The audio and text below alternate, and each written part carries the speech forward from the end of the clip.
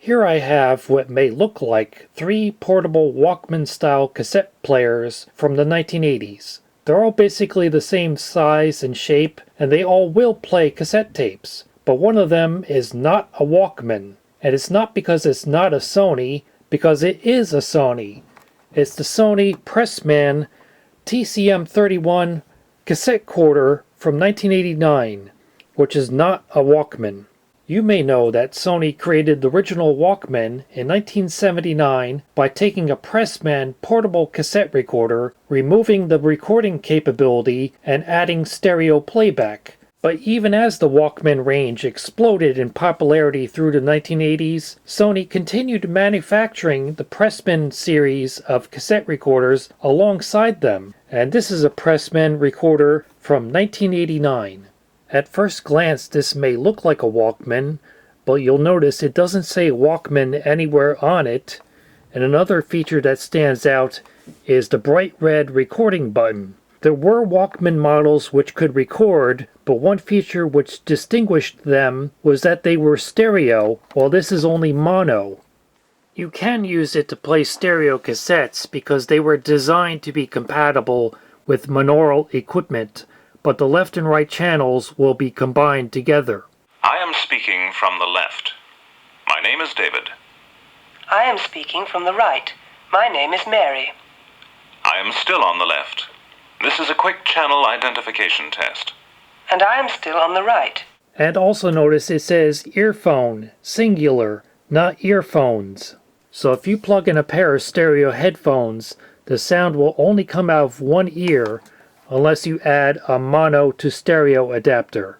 But that hasn't stopped unscrupulous sellers from equipping these mono recorders with a pair of stereo headphones, falsely advertising them as a Walkman and charging an astronomical price. That's shameful. And in terms of its recording capabilities, this model is very bare bones. There's no tape counter, no voice-activated recording, no jack for an external microphone. You don't even get a hand strap. Those were all features found on the fancier Pressman models from 1989, but not this one because the TCM31 was their lowest end model. But you do get what I consider to be very attractive styling with this nice big tape window, that bright red recording button which really stands out. It does have a built-in speaker on the back, which is a pretty generous size. There's the built-in microphone. It does have cue and review and a pause button and auto stop and one-touch recording. The original price of the TCM31 in 1989 was $28.95. That was actually more expensive than the cheapest stereo cassette Walkman, the WM12, which sold for $23.95. So even though it's never going to deliver high-fidelity stereo playback, I do like this model. But unfortunately, it doesn't work. With 2 AA batteries installed, if I press play, you can see the supply reel moved a little bit and then stopped, and the take-up reel did not move at all. So let's see if we can fix it. To open it up, you remove the 4 screws from the bottom of the case.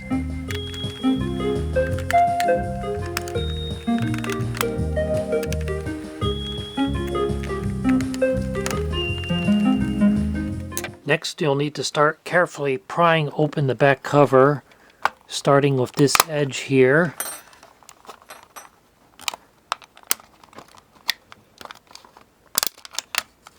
Okay, that's off. As you might have guessed, the reason why this one isn't working is that the belts have stretched out with age. This one doesn't look too bad, but this one is far too loose to have any effect anymore. So both of these belts will need to be replaced. This one is pretty easy. It just comes right off, and then you can grab the one underneath it, and hopefully it's not all tangled up in the mechanism, nor is it turning to goo, which this one is on the verge of doing. So okay, it came off in one piece. That's good. And while we're in here, you can see how the mechanism is almost entirely made of plastic. All those little linkages and levers are all plastic. There are metal springs in there, but pretty much everything else is plastic. But the flywheel is metal, and it seems to be pretty well balanced.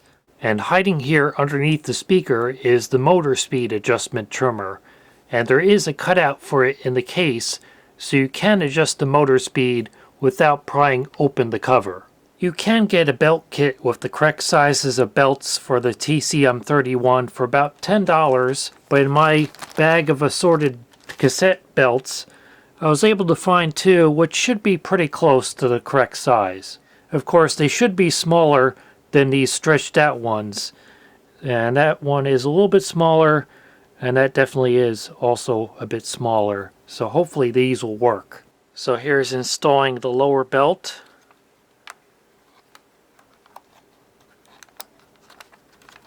And that does appear to fit pretty well. You don't want it too tight, but obviously it's a lot better than that stretched out original one. And now the top belt, which just goes from the motor to the flywheel. It's a very simple mechanism. And that looks fine as well. So let's see if it works. I put the cover back on, popped in some batteries, and now... How much is your time worth? $100 an hour? $300 an hour? If your answer is $500 an hour, then you'll spend $83 worth of time listening to this 10-minute tape. It works. And here's an example of the cue and review functions. The presentation is about to begin, so relax and get ready to listen to. Is about to begin, so relax. Amy Dealman. Poor office managers also have some things in common. Poor office managers also have some things in common. Poor office managers also have some things in common. You may have noticed some wobbliness in the audio, and that's due to an unfortunate flaw in this recorder's design, the pause control, because all it does is just cut power to the motor.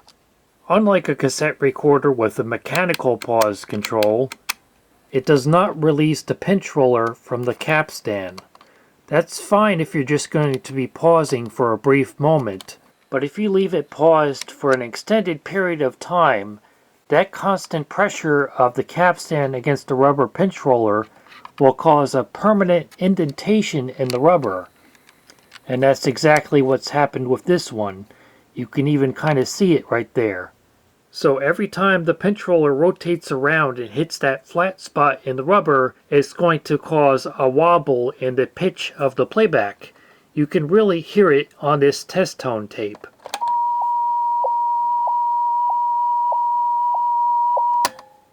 There are two ways to fix this problem. Of course, you can just replace the pinch roller with another one of the same size if you can find it. Or you can try sanding down the rubber until it's completely smooth all around and no longer has that indentation in it. But since this low-end model was never meant for high-fidelity recording anyway, for now I'll just go ahead with the recording test on a Sony HF normal bias tape. This is a brief recording test of the Sony TCM31 Pressman cassette recorder from 1989 using the internal microphone, which is the only microphone it has. This is a brief recording test of the Sony TCM31 Pressman cassette recorder from 1989 using the internal microphone, which is the only microphone it has. Checking the automatic level control by speaking right up close to the microphone and holding it at arm's length distance, speaking in the same tone of voice. So yeah, if it wasn't for that wobbling in the speed, this would make very good quality recordings. I can imagine some budding journalist back in 1989 carrying one of these around, using it for on-the-scene interviews, and being entirely satisfied with the quality of the results. And there we have it. The Sony TCM31 is not a Walkman, despite looking quite like one, and was never meant for high-fidelity music listening, but for its intended purpose of making voice recordings, I think it delivers entirely acceptable results, just as long as you don't keep it paused for too long.